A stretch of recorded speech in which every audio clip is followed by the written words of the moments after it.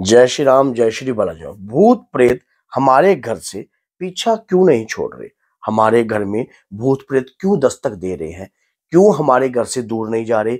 हम कई बार कई जगहों पे जाकर उपचार करा चुके हैं और उसके बाद कुछ समय तक हमारे घर में सब कुछ ठीक हो जाता है, लेकिन उसके बाद फिर एज इट इज ही हमारे घर के अंदर वही स्थिति बनी रहती है। फिर हमारे घर में वही चीजें होती रहती हैं, लेकिन ये क्यों नहीं हट पा रहे?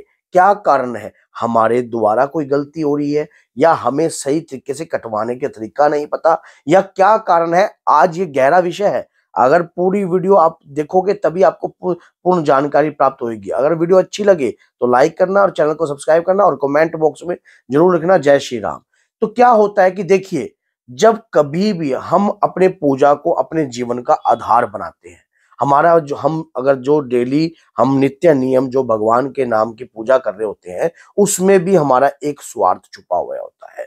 उस स्वार्थ क्या है? हमारे घर में सुख शांति रहे, हमें बाबा की कृपा प्राप्त रहे, हमारे घर के अगर कृपा प्राप्त हो जाएगी तो मेरे ये काम बन जाएंगे, इस प्रकार के कार्य हो जाएंगे। देखिए, स्वार्थ के लिए तो हम भगवान की पूजा ही करते हैं, लेकिन कई पांचों उंगलियां भगवान ने एक समान इसलिए नहीं बढ़ाई है क्योंकि हर व्यक्ति का अपना अपना स्वभाव है। अब बात आ गई भूत प्रेतों की, कि भूत प्रेत हमारे घर में दस्तक क्यों बना के रखते हैं। कुछ कारण हमारे कारण भी होता है। अब पहली बात, जो भूत प्रेत कौन है? ये हमारे कर्म है, जो हमारे भूत के काल है, जो हमारे पीछे के कर्म है, वही भविष्य में आकर हमें सेधते हैं। हम अपने कर्मों को, भगवान की पूजा का मतलब क्या है?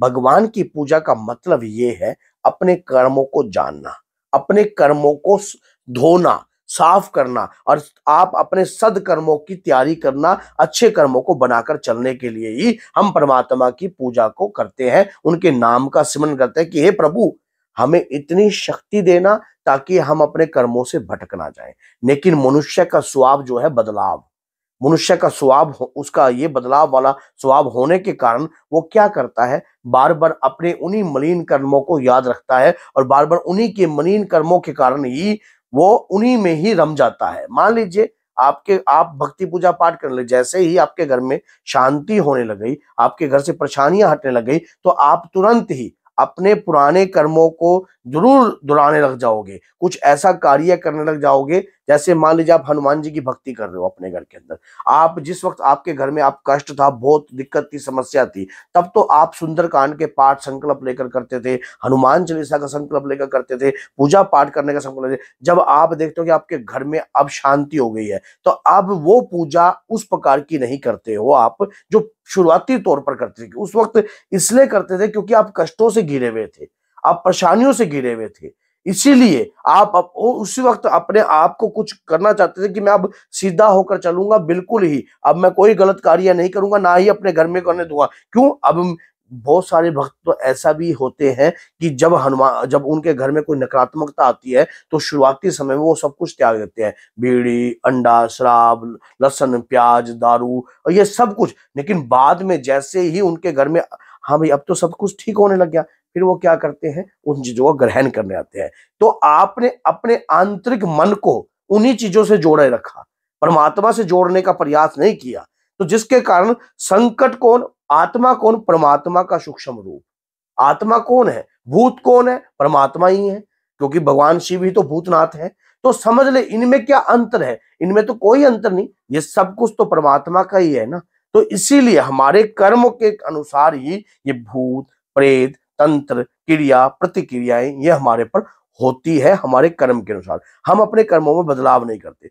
दूसरी बात ये, कई लोगों को जब वो एक जगह कहीं पर जाते हैं, दिखाने जाते हैं, तो वो विश्वास नहीं करते, परमानेंट रूप से जुड़ते नहीं है। हर चीज का एक समय होता है, हर चीज का एक समय होता है। जब जब बच्चा माँ के गर्भ में धारण होता है तो वो भी 9 महीने तक ही जाकर वो जो है बच्चा जो है संसार को देखता है, 9 महीने तक माँ के गर्भ में ही रहता है। तो आप ये सोच के देखिए कि जब कभी भी हम हनुमान जी की पूजा कर रहे होते हैं तो लोग क्या करते हैं? हनुमान जी की पूजा करते करते अचानक ही माँ काली की पूजा करने लग जाएंगे, बाबा गोरखनाथ की पूजा करने लग जाएंगे, अब और मानो देवताओं को ही बदल देते हैं।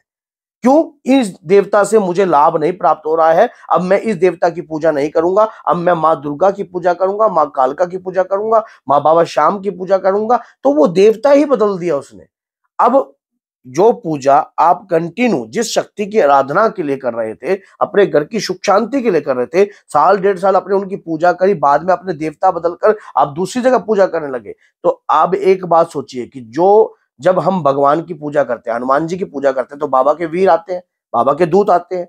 बाबा कभी किसी का बुरा नहीं करते, लेकिन उनके वीरों को, उनके दूतों को तो ये लगता है ये तो भटका हुआ है, ये तो भटका हुआ है, 1 मिनट में इसने तो देवता बदल दिए, इसके तो विचार बदल जाते हैं। तो कुछ हमें अपने विचारों को भी स्टिक और मजबूत बनाकर चलना चाहिए। एक इष्ट, एक आराध्य, एक गुरु, सर्व धर्म पारा। हर प्रकार की मुसीबतों से आपको राहत प्राप्त होने लग जाती है। और हमें ऐसा कार्य कतई भी नहीं करना चाहिए, हमें ऐसा सोचना भी नहीं चाहिए जो आत्मा हमारे घर में है, जो प्रेत आत्मा हमारे घर में है, हमारे कर्म के अनुसार ही वो है। हमारी भक्ति, पूजा पाठ, नित्य नियम, याचना से हमारे कर्मों का सुधार होता है। हम अपने, आज से पहले व्यक्ति को पता नहीं था कि, क्या नहीं पता था कि मछलियों को दाना देना अच्छा है या बुरा है। वो अपने जीवन में इस सब्जेक्ट को ले ही नहीं रहा था। लेकिन किसी व्यक्ति के पास वो गया, उसने कहा कि मछलियों को दाना दे, इससे राहु, राहु तो असली एक बहाना है, असली तो तेरे कर्म को बनाना है।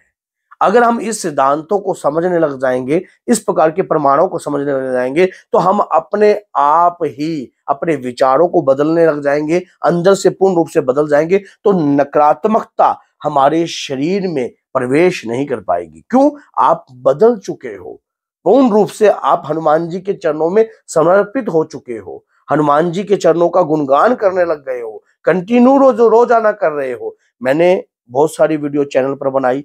रोज लगातार हनुमान जी की पूजा करने से क्या होता है, आपके शरीर का ऑरा क्रिएट होने लग जाता है, आपके शरीर के ऊपर बाबा की कृपा आने लग जाती है। और नकारात्मकता कहाँ बढ़ेगी?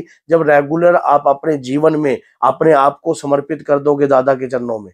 तो यही बात सोचिए कि नकारात्मकता बढ़ेगी कहाँ, किस एंगल से बढ़ेगी? नकारात्मकता उन्हीं के शरीर में पनपती है जो अपने कर्मों को बनाकर नहीं चलते। और पूजा भक्ति भाव हमारे कर्मों को बदलने की ताकत देता है।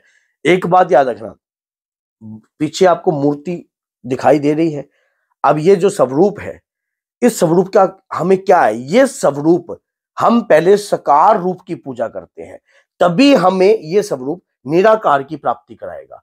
इसी प्रकार से पूजा भक्ति भाव को जब हम धीरे धीरे धीरे धीरे अपने दैनिक जीवन में धारण कर लेते हैं, तो नकारात्मकता समझ जाती है कि अब ये बदलने वाला नहीं है, अब मुझे ही बदलना पड़ेगा, मुझे ही इसके शरीर को छोड़कर या तो मैं खुद बदलकर पॉजिटिव हो जाऊं, या मैं सकारात्मकताओं में बदल जाऊं। क्योंकि और वो आत्मा जो आपके साथ लगी है ना, जो आपके साथ भूत प्रेत प्रेत आत्मा जो लगी हुई है, वो बदल सकती है, ये नहीं है कि नहीं बदल सकती। इसके लिए सही गुरु का होना भी अनिवार्य है, इसके लिए सही मार्गदर्शन का होना भी अनिवार्य है, सही साथ का होना भी अनिवार्य है।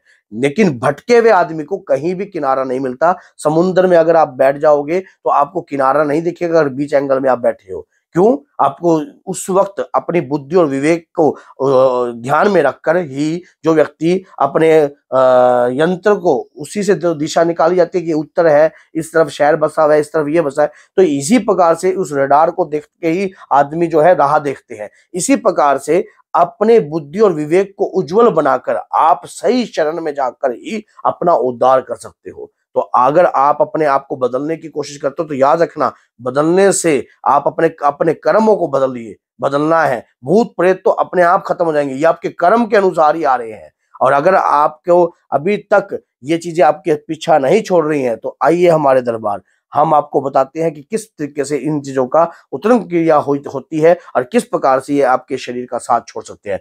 20 तारीख को, फरवरी की 20 तारीख को मैं मेहंदीपुर बालाजी आ रहा हूं, तो उस दौरान आप मेरे से आकर मिल सकते हो। और मिलने के लिए, अधिक जानकारी के लिए इस वीडियो में नंबर भी दे रखा है, तो आप उस नंबर पर कॉल कर भी पता कर सकते हो। तो बोलिए जय सीताराम, जय श्री बालाजी, जय माता दी।